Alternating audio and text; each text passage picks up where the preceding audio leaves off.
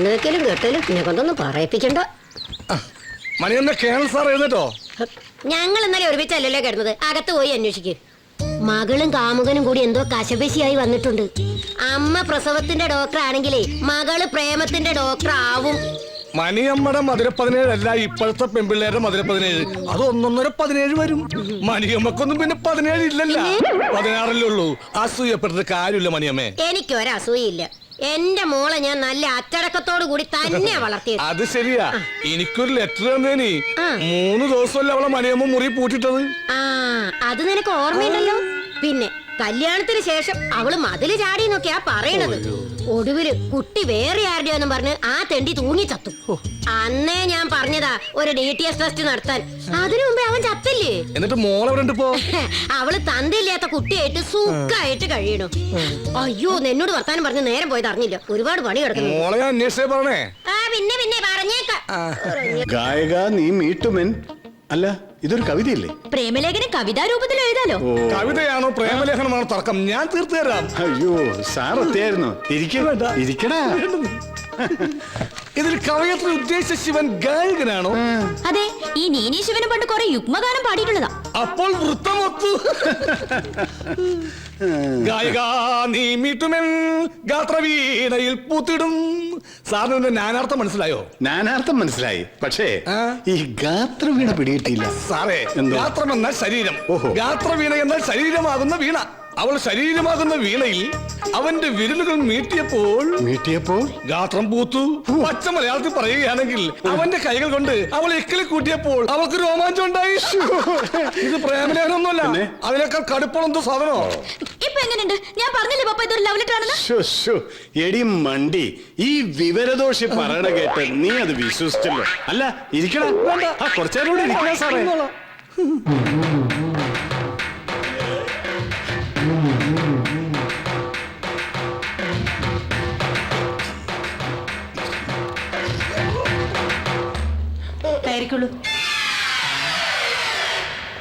എന്താ ഇയാള് പോകുന്നില്ലേ?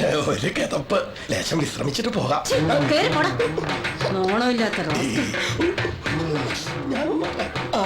അവര് പറഞ്ഞത്? ഒന്നുമില്ല. അവരിവിടുത്തെ വനിതാ കിട്ടിയ ഒന്നുമില്ല, ഒരു പാവ സ്ത്രീ. അവർക്ക് ഇത് ശരീരം ഉണ്ടായിപ്പോ തെറ്റാണോ? ഹായ് സുൽത്താൻ, നിന്നെ ഒന്ന് കണ്ടിട്ട്. നീ വല്ലാതെ ക്ഷീണിച്ചു പോയല്ലോടാ. ഇവനിപ്പം ഷുഗറിന്റെ അസുഖം കൂടുതലാണല്ലോ. Sorry sister, I am Sujith Kumar. എന്റെ പേര് സണ്ണി കുര്യൻ. I am Noufal. സുൽത്താനോ? അങ്ങനെ ഒരു പേരുണ്ടോ? ഞങ്ങൾ ഒന്നിച്ച് +2 പഠിക്കുന്ന കാലത്ത് ഇവനായിരുന്നു അവിടുത്തെ പ്രണയകുമാരൻ. ഗൾഫുകാരൻ കുഞ്ഞാപ്പൂന്റെ മകൾ റംല ബീഗം ചോക്ലേറ്റുമായി ഇവന്റെ പുറകെ നടക്കാൻ തുടങ്ങിയപ്പോഴാ ശിവന് ഞങ്ങൾ സുൽത്താൻ എന്ന് പേരിട്ടത്. ഇവനും റംലയും നല്ല മാച്ച് ആയിരുന്നു. +1 പഠിക്കുമ്പോ തന്നെ അവക്കൊരു അമ്മൂമ്മയുടെ സെറ്റപ്പായിരുന്നു.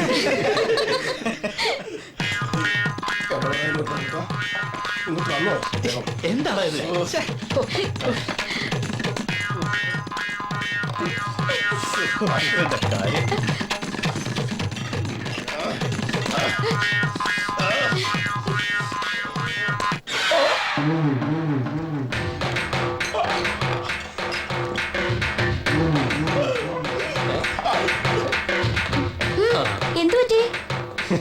ഏത് റെസ്റ്റോറന്റിൽ പോയാലും ഇവരിത് പതിവാ. ഭക്ഷണം വരുമ്പോഴേക്കും മുങ്ങാളെ വകുപ്പ് സ്ഥലത്തെത്തിയിരിക്കും. അതുകൊണ്ട് തന്നെ ഡോൾഫിൻ നൗഫിലെന്ന് ഞങ്ങൾ അവനെ വിളിക്കുക. ഡോൾഫിനെ പോലെ ഒന്ന് ചാടും, പിന്നെ മുങ്ങും.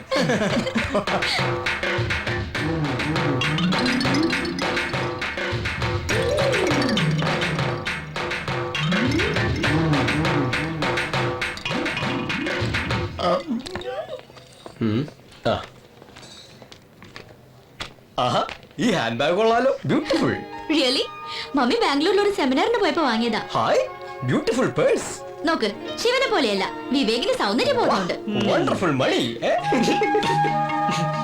Keep the change. Thank you sir. The beautiful purse, beautiful bag. രണ്ടും സേഫ് ആയി. എങ്ങനെയുണ്ട്?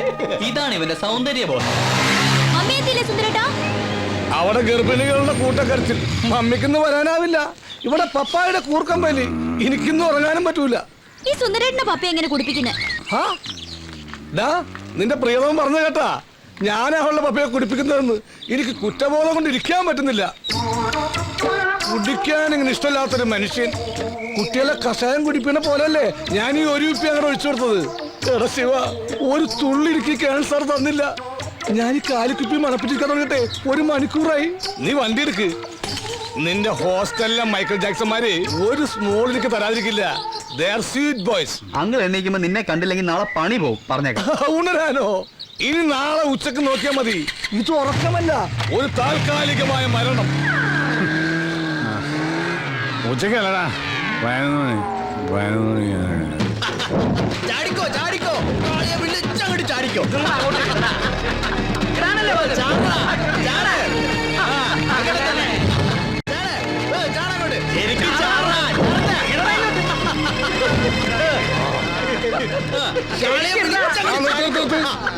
അങ്ങനെ എന്താടാ ഈ വക അഭ്യാസമൊന്നും ഇവിടെ പറ്റില്ല. എന്റെ കണ്ണൊന്ന് തെറ്റിയാ മതി, അപ്പൊ തുടങ്ങും. അനീതി, അക്രമം, അമിത മദ്യപാനം ഇതൊന്നും ഞാൻ വെച്ചു ഉറപ്പിക്കൂല. പോട്ടെ മക്കളെ, നിങ്ങൾ എല്ലാവരും ക്ലാസ്സിൽ പോയാട്ടെ. ഇവര് ക്ലാസ്സിൽ പോയാ എങ്ങനെയാ ശരിയാവുക? കാളിപൂജ മുടക്കാൻ പറ്റുമോ? അതെ അതെ, പറ്റുമോ? കാളിപൂജ മുടക്കണ്ട, കാളി പാളിയെ കൊള്ളൂ. അപ്പൊ പിന്നെ ആര് തുള്ളും? ആര് തുള്ളും?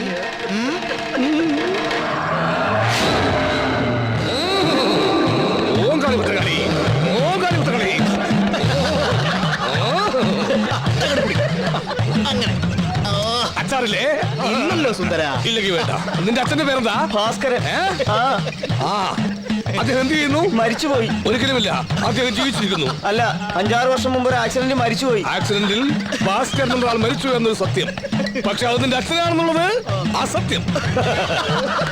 ആദ്യം നിന്റെ അമ്മ ഭാസ്കരനെ വഞ്ചിച്ചു, പിന്നെ ഭാസ്കരൻ നിന്റെ അച്ഛനാണെന്ന് പറഞ്ഞ് നിന്നെ വഞ്ചിച്ചു. അതിനുള്ള ശിക്ഷ കാളിയമ്മ തരും. നിന്റെ അച്ഛൻ ഇപ്പോഴും ആ ചെത്തുകാരൻ ദാമോദരൻ തന്നെയാണോടാ? സ്വന്തം അച്ഛനെ മാറ്റുന്നോടാ? നോക്കി അച്ഛനെ മാറ്റി പറയുന്നോടാ?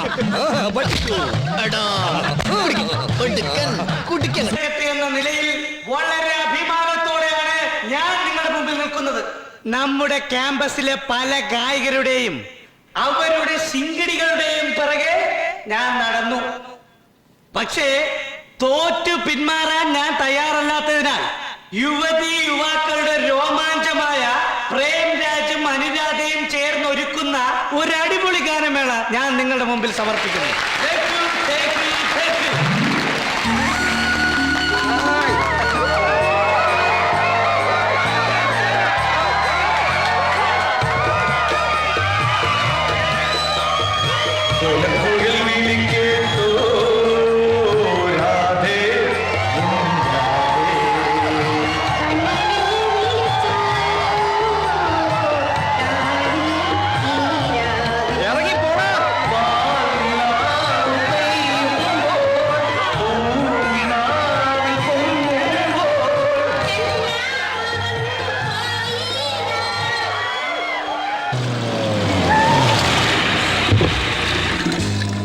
എന്താ കാര്യം? ചേട്ടാ, കുറച്ച് കള്ളു തരുമോ? പിന്നെന്താ? എടി നിഷി, നീ എന്താ കാണിക്കുന്നേ? അല്ല മോളെ, ഗ്ലാസ് ഒന്നും ഇല്ലല്ലോ. അതിനെന്താ എന്നെ കയ്യിലേക്ക് ഒഴിച്ചേ?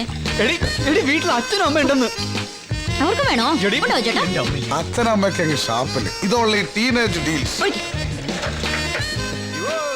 ആരാടത്?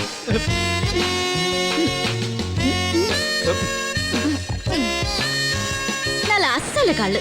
എത്രയേട്ടാ കാശ്? No no no no no. കാശ് വേണ്ടേ? കുട്ടിയെപ്പോൾ ഒരു സുന്ദരിക്ക് ഈ കൈ കൊണ്ട് ഇത്ര കള്ളൊഴിച്ചിടാൻ കഴിഞ്ഞത് ജന്മം സഫലമായി. ഇപ്പോഴാണ് കുട്ടി ഞാനൊരു യഥാർത്ഥ ചെത്തുകാരനായി.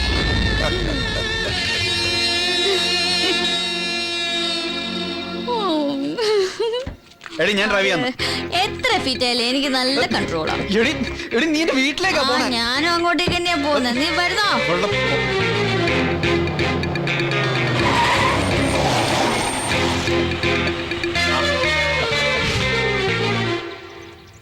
അബദ്ധമൊന്നും കാണിക്കരുത്, സൂക്ഷിച്ചു നിന്നോണം. ഇതെന്റെ വീടാ. I am fit. പോരെ? ഈശ്വര. എടി ഇത് നിന്റെ പപ്പയല്ല, എന്റെ അച്ഛനാ. എന്താണോ നിനക്കൊരു പരികളി? എന്തു പറ്റി നിനക്ക്? അല്ല, ഇവളൊരു വല്ലാത്ത സ്പ്രേ അടിച്ചിട്ടുണ്ടേ. കാറിൽ ഇരുന്നപ്പോ തന്നെ എനിക്ക് ഛർദിക്കാൻ നീ മതി. അവിടെ പുറത്തിരുന്ന് ഛർദിച്ചിട്ട് പതുക്കെ വന്നാ മതി. മോളിലേക്ക് കയറി വാ. കേറി വാ മോളെ. വെളിയിൽ നല്ല കാറ്റല്ലേ, മോള് വിളിച്ചിരുന്നാ മതി. അയ്യോ. ഇവന്റെ ഒരു കാര്യം.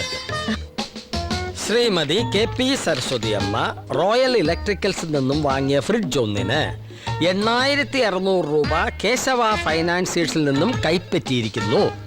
ഈടായി പലിശയടക്കം 12600 രൂപയുടെ ചെക്ക് എനിക്ക് തന്നു.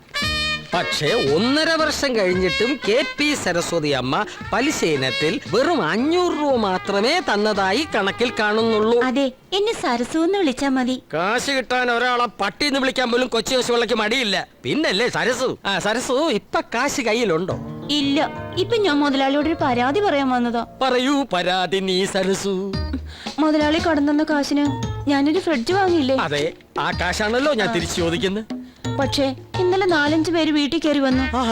മുതലാളിയുടെ ആൾക്കാരാന്ന് അവര് പറഞ്ഞേ. ഭർത്താവ് വേലക്കാരിയുടെ കൂടെ ഒളിച്ചോടി പോയ ശേഷം എനിക്ക് ആൺതുണ ഇല്ലാന്ന് മുതലാളിക്ക് അറിയാലോ. അവരെന്നെ ഭീഷണിപ്പെടുത്തി ഫ്രിഡ്ജ് എടുത്തോണ്ട് പോയി. അങ്ങനെ ഉണ്ടായോ സരസ്വതി? സരസു സരസു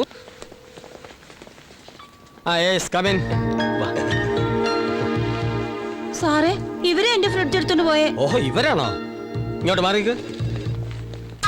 ഈ ഇരിക്കുന്ന ശ്രീമതി കെ പി സരസ്വതി അമ്മയുടെ സരസുവിന്റെ എന്തോ എടുത്തോണ്ട് പോയത് നിങ്ങളാണോ? എന്തോ അല്ല സാർ, ഫ്രിഡ്ജ്. അതെ, ഫ്രിഡ്ജ് എടുത്തോണ്ട് പോയത് നിങ്ങളാണോ? അതെ സാർ. അതെ. എങ്ങനെ കൊണ്ടുപോയി? പെട്ടി ഓട്ടോയിൽ കയറ്റി.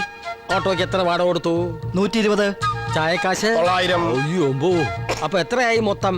1020 രൂപ. അപ്പൊ അതും അക്കൗണ്ടിൽ കയറി. ആര് പറഞ്ഞിട്ടാ നിങ്ങൾ ഫ്രിഡ്ജ് എടുത്തോണ്ട് പോയത്? കൊച്ചു കേശവപിള്ള സാർ. അതാരാണ്? നിൽക്കുന്ന മുതലാളി. എന്നിട്ട് ഫ്രിഡ്ജ് എവിടെ വെച്ചു? മുതലാളിയുടെ സ്റ്റോർ റൂമിൽ വെച്ചിട്ടുണ്ട്. Very good. എന്റെ പൊന്ന് സരസു, ഇപ്പൊ മനസ്സിലായില്ലേ ഫ്രിഡ്ജ് വന്ന വഴി? ഇനി എന്തെങ്കിലും പറയാനുണ്ടോ? മുതലാളി ഇടയ്ക്കൊക്കെ ഇന്ന് വീട്ടിലേക്ക് വരണം. ഞാൻ വരാം. അപ്പൊ ചായക്കാശ് മുതലായി. അപ്പൊ ഫ്രിഡ്ജ് ഇവിടെ ഇരിക്കട്ടെ. എന്ന് ഞാൻ വരട്ടെ. ആയിക്കോട്ടെ.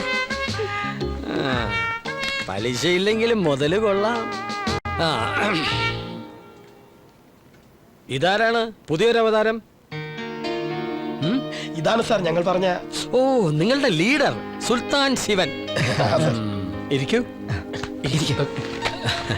ഇത്തിരി കുഴൽപ്പണ ഇടപാടും ബ്ലേഡുമായിട്ടൊക്കെ കഷ്ടപ്പെട്ട് ജീവിക്കുന്ന ഒരു പാവ അപ്പാവിയാണ്. ഗതികേട് കൊണ്ടാണ് ഞാൻ നിങ്ങളെ പോലുള്ളവരുടെ ഹെൽപ്പിന് കൈനീട്ടുന്നത്. കൂടുതൽ പ്രതിഫലം ചോദിച്ച് എന്നെ കുത്തുവാള എടുപ്പിക്കരുത്. ഏതായാലും സുൽത്താൻ ശിവൻ സാർ ഇടപെട്ടുകൊണ്ട് മാത്രം പ്രതിഫലത്തിൽ ഒരല്പം തുക കൂട്ടിത്തരാം. നമ്മൾ തമ്മിൽ ഒരു അഡ്ജസ്റ്റ്മെന്റിൽ പോവുകയാണെങ്കിൽ കുറച്ച് മുന്തിയ ഡീലിങ്സും ഞാൻ നിങ്ങൾക്ക് തരാം. Thank you sir. Shivan sir എപ്പോഴും ഇങ്ങോട്ട് വരണമെന്നില്ല. ഇവർക്ക് വേണ്ടതൊക്കെ ഞാൻ ചെയ്തു കൊടുത്തോളാം. എന്നെ കുത്തുവാള എടുപ്പിക്കരുത്. മണിയമ്മേ, നിങ്ങളിങ്ങനെ മണിയടിച്ച് ജീവിക്കുന്നതുകൊണ്ടാണോ മണിയമ്മ പേരിട്ടത്? നിന്റെ തന്തയും തള്ളി എവിടെ നോക്കിയിട്ടാടാ നിനക്ക് ചുന്ദരന്ന് പേരിട്ടത്? എന്റെ ജീവിതത്തിൽ ഇങ്ങനെ അക്കടി പറ്റിയിട്ടില്ല. കൊലപാതകൾക്കും ഗുണ്ടകൾക്കും ഒക്കെ ആണോ യൂണിവേഴ്സിറ്റി റാങ്ക് കൊടുക്കുന്നത്? അറിയില്ല സർ. അറിയില്ല സാർ. ആ എംബോക്കികൾ അവനെയും കൊണ്ട് ഇവിടെ വന്നപ്പോഴേ ഞാൻ അപകടം നടത്തതാ. എന്റെ 8.5 ലക്ഷം രൂപയായിട്ട് അവര് മുങ്ങിയത്. അവരുടെ ഒരു നേതാവ് സുൽത്താൻ ശിവരാജൻ. ഏതായാലും അവൻ പിടിയിലായല്ലോ. സാറിനൊരു കംപ്ലൈന്റ് കൊടുത്തൂടെ? നല്ല ബുദ്ധി. എന്നെ ജയിലിൽ കയറ്റാനാണോ ഞാൻ നിനക്ക് ശമ്പളം പിടിയിരുത്തിയിരിക്കുന്നത്? എന്റെ സാധനം കുഴൽപ്പണം. അയ്യോ, പോലീസിനോട് പറഞ്ഞാൽ ഞാൻ ഗോതമ്പുട്ടയെ മെടുങ്ങി ഇരുമ്പഴികളുടെ കണക്കെടുക്കേണ്ടി വരും.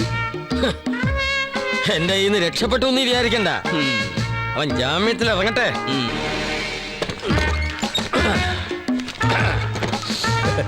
ഒരു പിള്ള ഇറങ്ങുമ്പോഴേക്കും മറ്റൊരു പിള്ള എത്തി.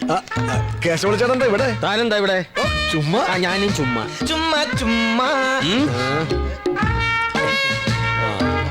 എനിക്ക് ആ ടിപ്പു സുൽത്താനെ ഒന്ന് കാണണം. സുൽത്താൻ ശിവനെ. അയ്യോ, ശിവശങ്കര പിള്ള സാർ ഇപ്പൊ സുൽത്താനെ കണ്ട് ഇറങ്ങിയതേ ഉള്ളൂ. അതെന്താ ശിവശങ്കരൻ കണ്ടാ പിന്നെ എനിക്ക് കണ്ടുകൂടാന്നുണ്ടോ? ഇയാൾ അവനെ പിടിച്ച് വിഴുങ്ങിയിട്ടൊന്നുമില്ലല്ലോ. ഉണ്ടോ? അതല്ല സാർ, ശിവരാജനെ കാണാൻ ഇന്ന് ഒരാൾക്കേ പെർമിഷൻ ഉള്ളൂ. സാർ നാളെ രാവിലെ വന്നോളൂ. നാളെ രാവിലെ അവനൊരു വിസിറ്റർ ഉണ്ടെന്ന് പറയണ്ട, ഒരു കില്ലർ ഉണ്ടെന്ന് പറഞ്ഞാൽ മതി. കില്ലർ കേശവ്. തേങ്ങാക്കൊല പോ. ഇപ്പഴാ ശരിക്കും കണ്ടത്. ഈ വേഷം സാറിന് നല്ലത്. നല്ല ചേർച്ചയുണ്ട്. ഇതൊരു ഫാമിലി ട്രിപ്പാണെന്ന് പൊതുജനങ്ങളെ തെറ്റിദ്ധരിപ്പിക്കാനാണ് ഞാൻ തന്നെ കൂടെ കൂട്ടിയത്. അനാവശ്യമായ കമന്റ്സ് ഒന്നും വേണ്ട. ഊർമിള പറഞ്ഞതിൽ തെറ്റില്ല സാർ. സാറിന് ഈ വേഷം മതി. സപ്പോർട്ട് വേണ്ട.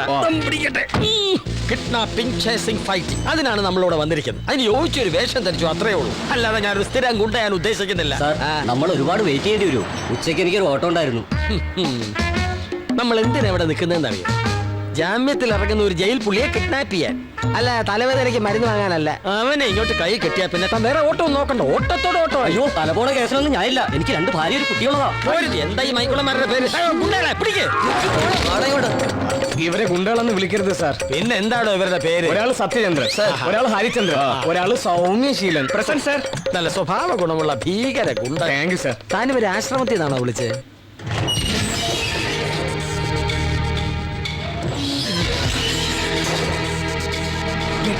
തയ്യാറായി നിന്നോളൂ.